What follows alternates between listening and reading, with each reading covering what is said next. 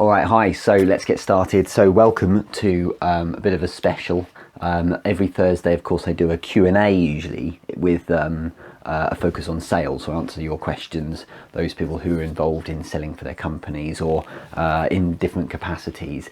This particular session is more than anything designed for those of you who are selling to businesses over the phone, okay, especially those of you who are cold calling, and it's a reaction to a lot of messages I'm getting either for the Q&A sessions or through my clients or just through email or Facebook Messenger or whatever, and it tends to be people saying, look, you know, I'm trying to pitch these decision makers, but I'm getting stuck at the gatekeepers. How do I get past them?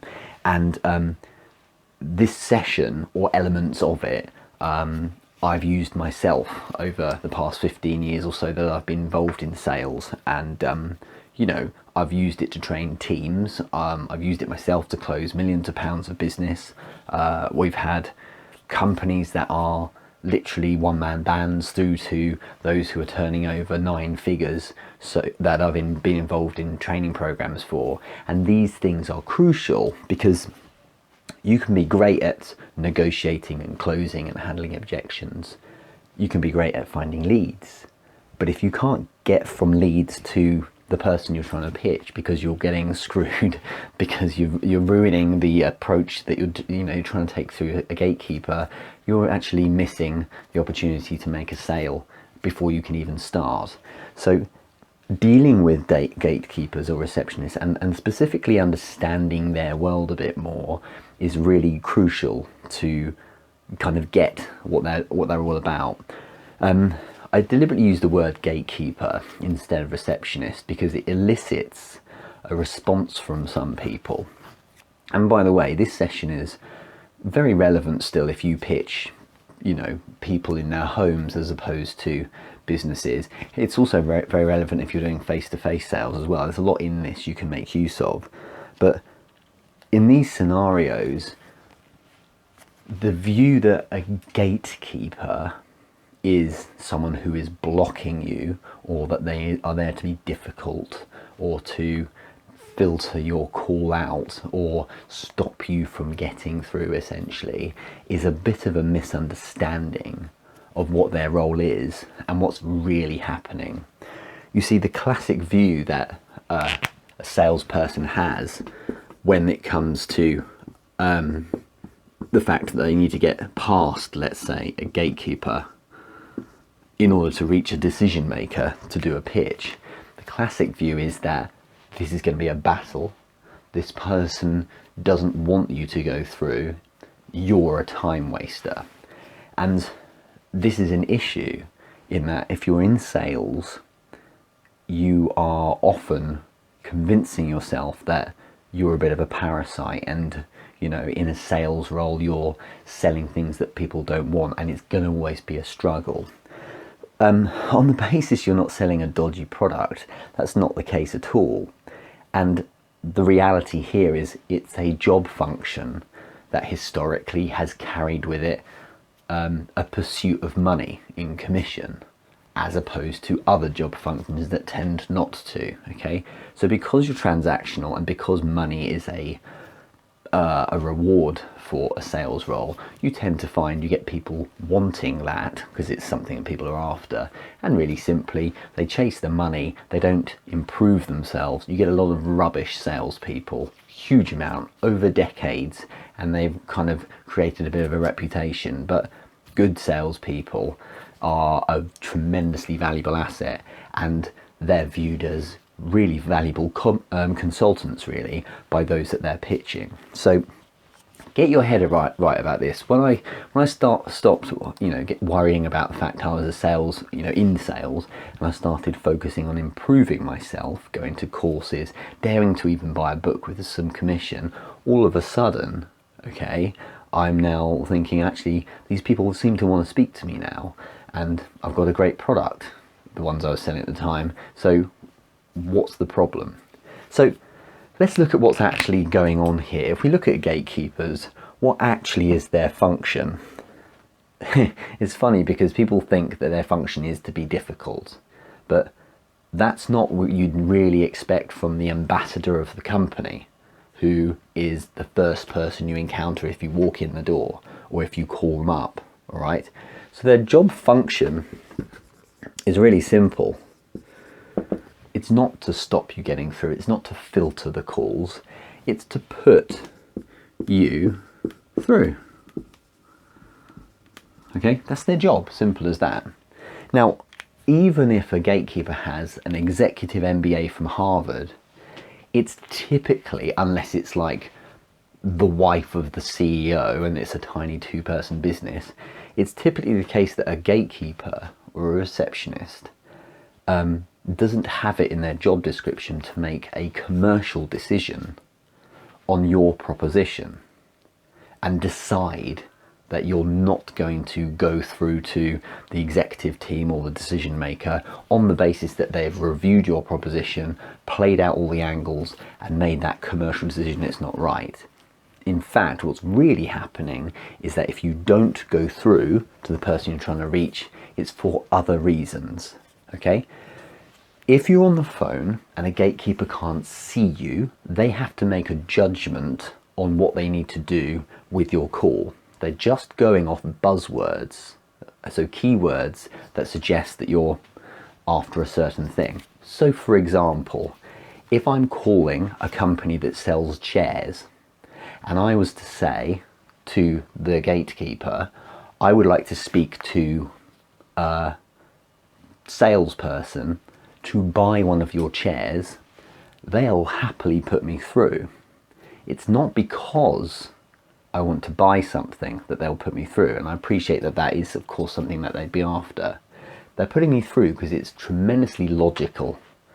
If I want to buy something, I speak to the sales function, okay? If I was to call and give them something that isn't really desirable, even though arguably it is because they need to have it, a complaint, and I say I want to speak to customer services please, who handle the complaints, again, I'll be put straight through because that's also logical. The difficulty is that you are trying to typically, or you should be in business to business sales, you should be trying to reach UDMs. For those who are beginners, a UDM is an ultimate decision maker. It's real simple stuff. This is the person that ultimately says, yeah, we're going to go ahead and do this. I will sign off the check. Okay, that's the person. In my experience, I made hundreds of thousands of phone calls and trained hundreds and hundreds of people directly myself, as well as reached many more beyond that. The person you should be pitching, if you are going to take a product to a company, as far as is possible, is the very top person. It doesn't correlate, therefore, for me to pitch someone in the executive team about, for instance, a marketing proposition, or if I'm trying to sell them some IT software, because they have people in place, typically in companies, who handle those things. There's an IT team and a head of IT who probably should see this. There's a marketing director who maybe looks after marketing decisions, all right? But going to the very, very top means you've got someone who's not constrained by budgets, who can say, yeah, let's do this, and can swing things around quickly and say, let's just do this. This is something which should be going ahead for my company. I'm going to make this happen now, okay? Of course, with many people who run companies, especially in 2016, you've got them saying, well, actually, we're going to now involve this other person. Fine. But your start point should always be the top person in the company, okay? So what you'll find is that receptionists ask you sometimes few questions or many questions. That is not because the receptionist is interested in asking you lots of questions. They don't have this innate keenness to really learn everything about you. The reason why is something you need to really be clear on, is the amount to which they ask you things and scrutinize the reason why you're calling, which is where a lot of people fall down, is simply because it reflects that's the amount of information the managing director, for instance, or the CEO or the president that you're trying to get through to would request from them. Because here's the process.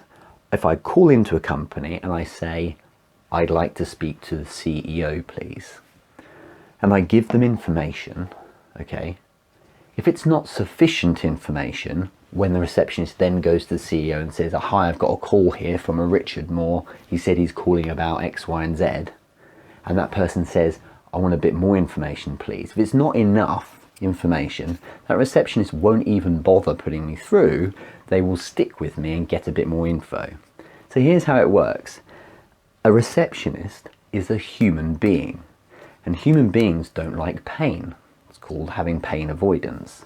So if I worked with, for instance, a president of a company day in, day out, okay, and I'm constantly putting through calls without checking the detail as to why that person is calling, and my president or CEO is someone who wants that information, what happens over time is I start getting shouted at, okay? So I don't want that. That's a painful, horrible thing to happen every day, and I eventually will lose my job. So if I have a CEO or president at my company who tends to always want certain pieces of information when I'm putting someone through, you know, if I'm the receptionist and say, Richard, I need to have this bit of information. If I don't do that, I get shouted at. If I do that, they're like, yeah, great, thank you, put that third person through to me. So if they were to say to you, the receptionist, thanks so much, can you give me a bit more information? Don't get frustrated. What's actually happening here is they're saying, well, what you need to do is give me a bit more information because I don't feel equipped to speak to my president. They might even shout at me, but they were just going to say, probably, well, that's not clear enough. Why is it that this person is actually calling? Okay, so they do need to be equipped fully. Now, it's important that because you're actually sending the receptionist to go and sell on your behalf. The sale is made before you even speak to the managing director or the president or the CEO, because the receptionist has to go in and say, there's this guy on the phone called Richard, here's the reason why he's calling, would you like to take the call? Okay, the decision is then made by the president.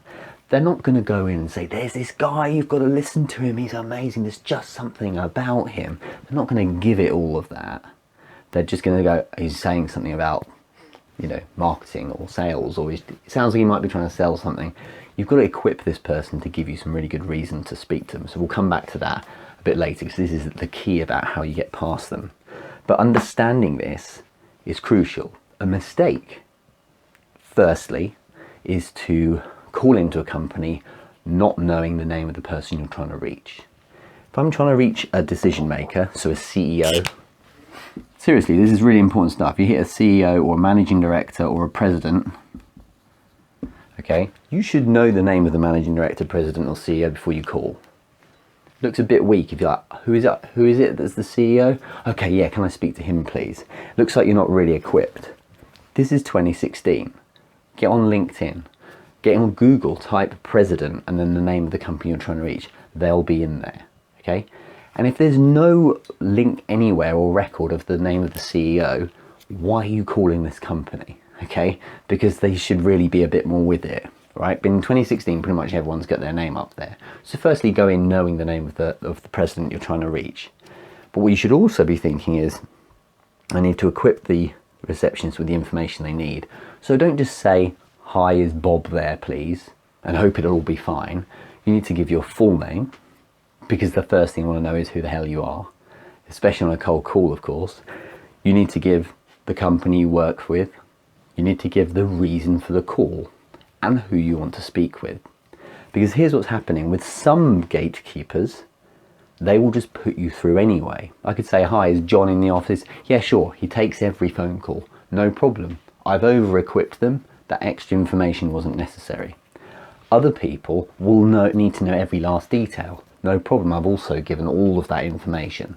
I don't know what kind of person I'm going to be getting. Someone who would always take a call, someone who would never take the call unless they get all the information.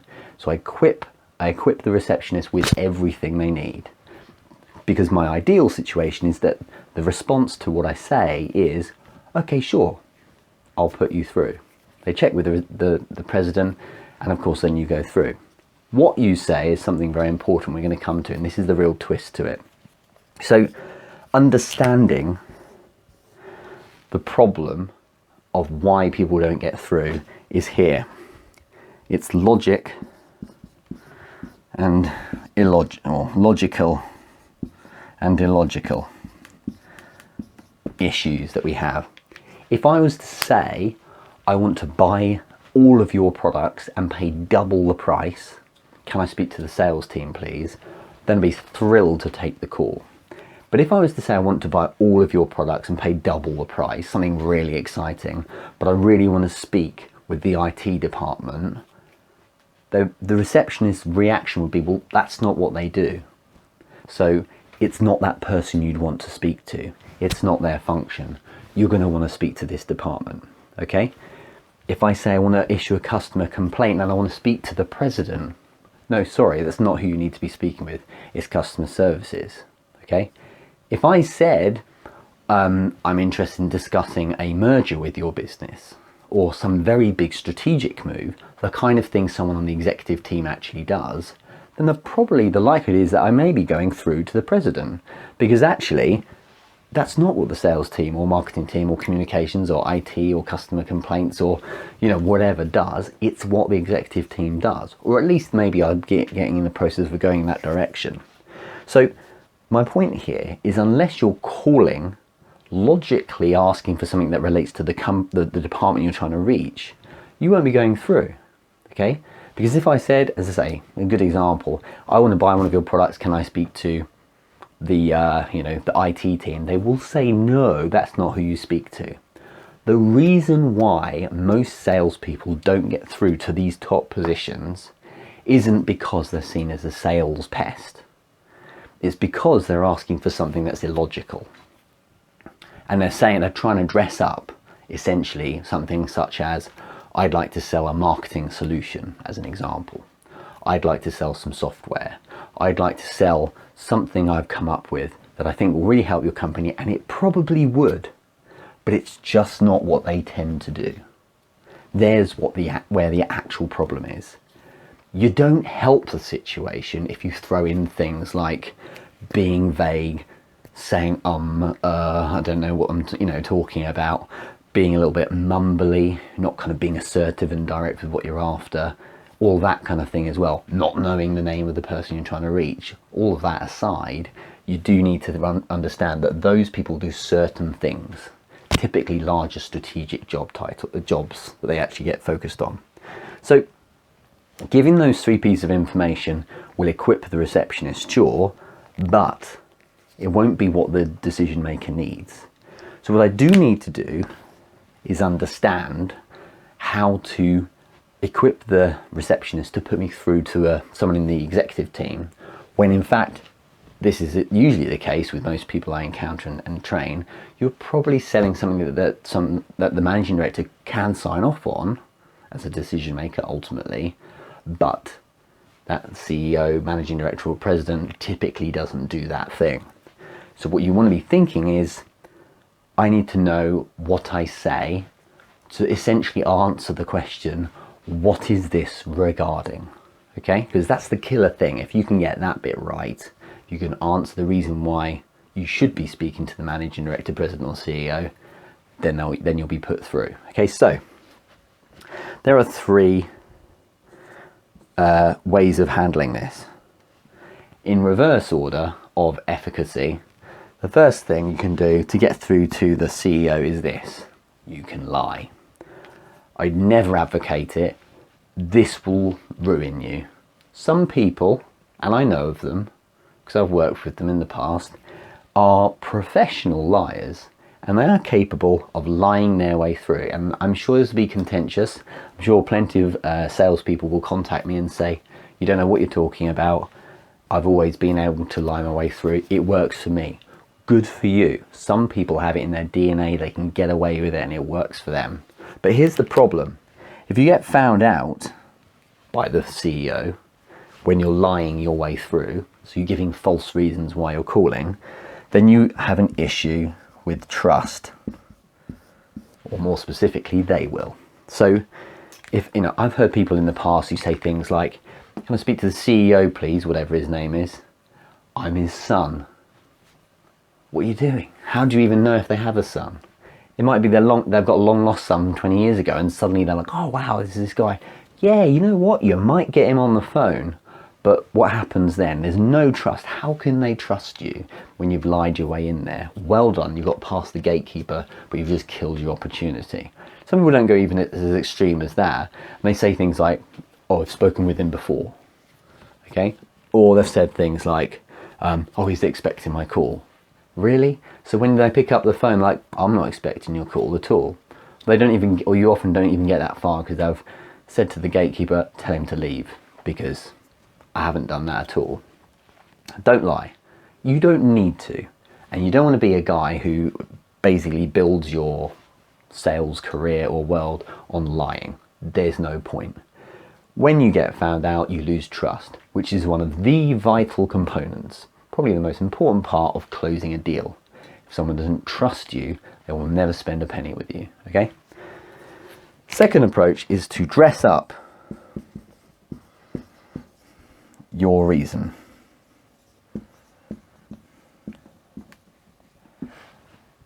Because, and I'm overlooking one, by the way, that kind of sits in between here. One is telling the truth. Well, look, if it doesn't relate to what that person does, if I want to reach a president, because they're the ultimate decision maker, and I have an illogical reason, look, it's the best marketing decision that they will ever make in their life. It's a phenomenal, it's a magazine I've made for entrepreneurs. It's a really important sales device that I've put together. It's a training for your company. It's the greatest thing I'll ever buy. It doesn't relate. In many companies, the guy's got a VP of sales, he'd handle that, or a VP of marketing. That's what they're paid for. Someone paid 200 grand a year to make these decisions. Why on earth should they be listening to you instead? So you can't tell them the truth, because usually the reception's like, you know, you'll get the kind of that response from a gatekeeper reception. This isn't the kind of call this guy would take. You wouldn't take that kind of call. Send an email if you don't mind, or no, we wouldn't be interested. For this person whose job it is to put you through, not make commercial decisions on your proposition, to say, I've decided you're not even going to get a shot at pitching the top person because it will be a waste of our time.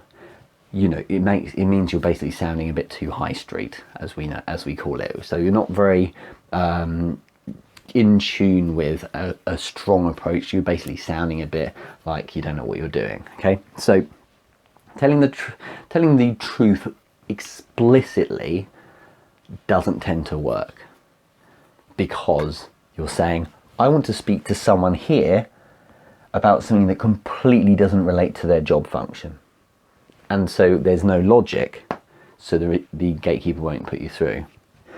This next approach, as I say, is dressing up the reason. So still telling them what you do, but trying to make it sound a bit sexier. And this is the point where people say things like, it's a global initiative, or it's a project, it's a marketing initiative that is a high level, you know, or some kind of thing that makes it sound very highbrow or superior. And you know, this can work really well. None of it is lying, but you're just making it sound a lot better than it actually is. So it's effective if you want to try that. You could say something like, you know, I would like to speak to the CEO about some work we're doing in this space. I'm interested in asking him some questions about something. You know, you could do that kind of thing. It's a great idea. But ultimately, you're not giving clarity about why you're calling, okay? You're not, you know, and so maybe that would be saying, this sounds a bit vague. If it sounds a bit vague, it's probably someone trying to sell something. If someone's trying to sell something, then that's not what the CEO looks after. It's therefore illogical, and so we won't put you through. Not that you'll waste our time, but it's just that it's probably not something they would look after. So what are we left with?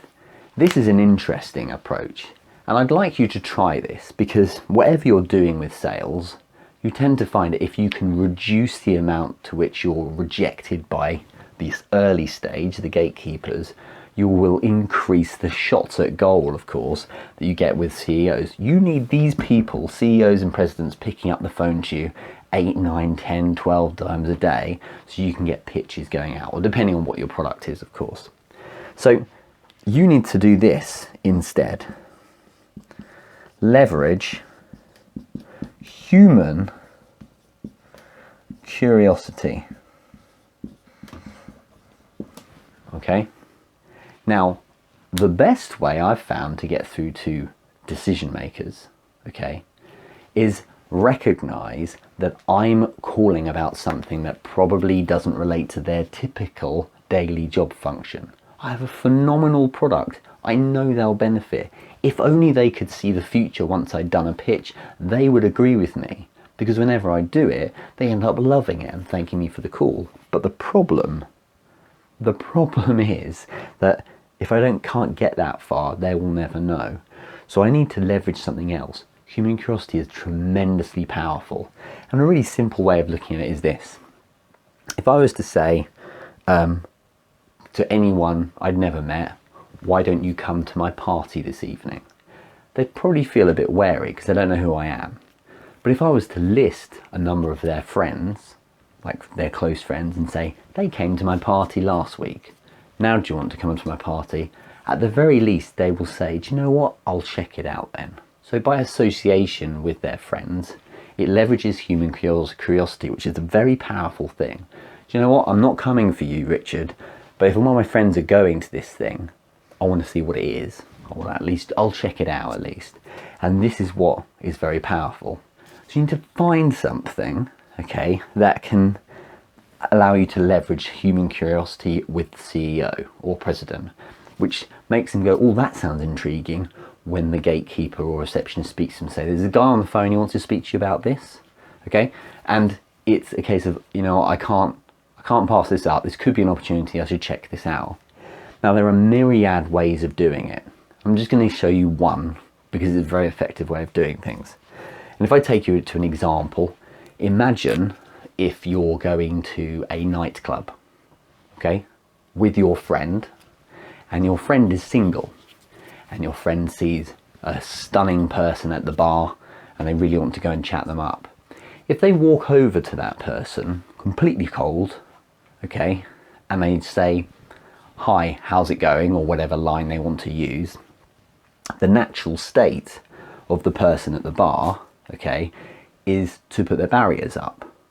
Because as a human being, we don't, you know, we still have this old brain that thinks we're on the African savannah. That brain is instinctively saying, this person isn't part of my accepted tribe. I don't know if there's some kind of psychopath who's going to try and kill me or take me away from my kind of comfort zone. So I'm going to put my barriers up. There's a natural instinctive reaction. Until the time they've validated themselves and proven that they're something otherwise, I will be wary, okay? Now let's suppose a different scenario where that person, that hot person at the bar, is actually my very close friend. Really close friends with me. We've been through the pain already of finding out if each other's a bit of a weirdo or anything like that. She's been through that pain of trying to work out whether or not I'm someone she should hang out with. We've gone through all of that, and now I'm validated as someone she is happy to hang out with. So I arrive with my friend, they go up to see this hot person at the bar and they say, you don't know me, but I'm really good friends with Richard. You can see the difference immediately, you can imagine it. Barriers will drop. Oh, great.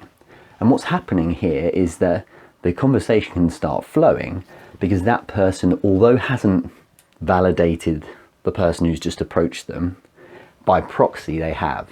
We have a mutual friend. She's gone through the pain of checking if I'm some kind of psychopath. My dear close friend who's approached them, if they're friends with Richard, well then they must be okay. He's been through the pain of checking if this guy is okay to hang out with. Do you see what I mean? So all it is a case of saying, if you can find a mutual contact, and I've found, you know, this is actually something that's very straightforward to do. If you can find a mutual contact, it'll leverage some human curiosity. Okay, so for instance, if you're calling a company A and they have a sister company, company B. company B already works with you, then you can reach out to the receptionist and say, hi, I want to speak to Bob at company A, please. So that's the company I'm calling. It's Richard Moore from this company, and it's regarding the work we're doing with John at company B. It's wonderful because when she goes through, or he goes through to speak to the CEO and say, would you want to take this call? He's thinking to himself, I don't know this guy Richard, but he's working with John at company B. At least I'll take the call. Out of human curiosity, I'm interested in what this guy's doing. It's far more effective than lying. It's far more effective than saying, I'm calling about something that doesn't relate to this job function. And it's certainly far more effective than being vague and trying to dress up the reason.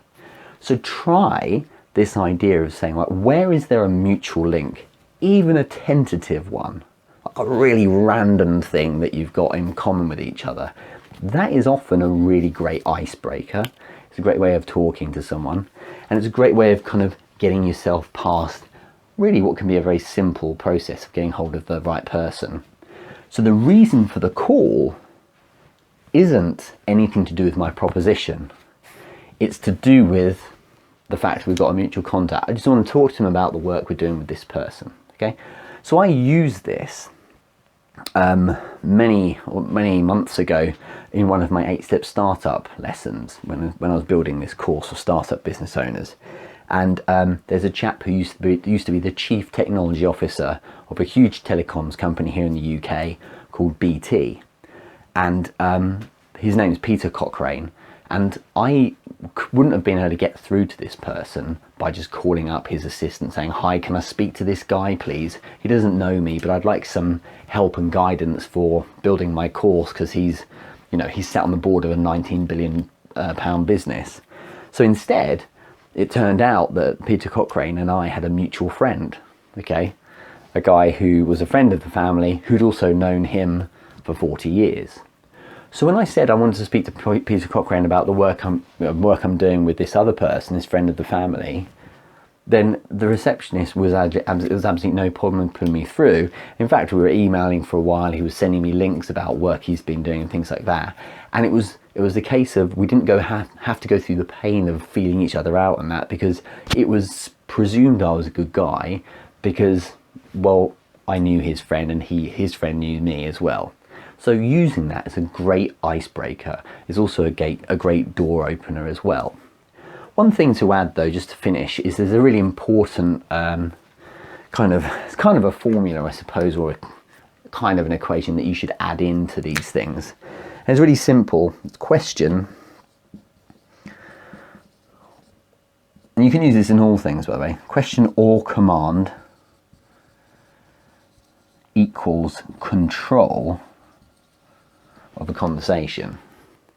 So when I ask, is the president from this company, I'm calling about the work we're doing with this person, I need to finish with a question or a command. Is he in, please? Is he available? Something along these lines. Asking if he's available is a dangerous thing because no one's ever available, they're always busy. Just say, is he in the office? Great, thank you. If I give answers to questions such as what is it regarding or whatever it might be, and I don't then issue a question or command, I haven't currently got control of that particular conversation. And this goes for any conversation. If someone asks me, what's my name? And I just say my name's Richard, I don't have control here. Whereas if I say my name's Richard, what's your name? A question. Then of course I'm in control of the conversation. So use this to move this call forward. Remember, you call them after all. So you're chairing this discussion. It's important you always add a question or command afterwards. You don't want to be rude. It's Richard Moore, I'm calling about the guy working with here. I want to speak to Bob Jones. Put me through. It's a bit direct, right? But is he there, please? Thank you so much. And that's that. Be polite, be respectful. Don't be superior with gatekeepers. It's not a good idea. They're going to be on your side. Their job's to put you through. It's not to get in your way. Understanding this, understanding the psychology and what they're all about. They don't want the pain of looking like an idiot in front of their president by putting through someone without knowing what they're all about. They don't want to be putting someone through if it's completely illogical, because it doesn't make sense. So give a good reason, leverage human curiosity, and make it a case that the CEO or president says, you know what, I know that guy actually. Yeah, I'll take the call, because if he knows him as well, then it might be interesting. What's he got, what's he got to talk about? And then take it from there. If you've got any questions, let me know. This is one approach from getting past gatekeepers or receptionists. It's something I found was really effective. And I spend a little bit of extra time, with every lead I had, finding a mutual contact or finding some kind of link with another company I was calling. And in fact, that was how I found my leads. Who am I working with right now? Who do they know? Referrals, if you like, and going from there. It opened doors a lot easier. And rather than trying to call someone in the executive team about something that doesn't logically relate to their job function, I'm calling about something that makes them interested. Oh, you work with them? I know them. Let's check it out and see what it's all about. And that's what gets you through. If you've got your own ideas or approaches, let me know. I'd be keen to see what your take on this as well is. If you want more help with sales, there's the Basics of Sales course, which is coming out literally in the next few days, officially with its own website. And so if you're interested in that, get in touch with me at richard@8stepstartup.com. In the meantime, thanks very much, and I'll speak to you really soon. I hope this is of help.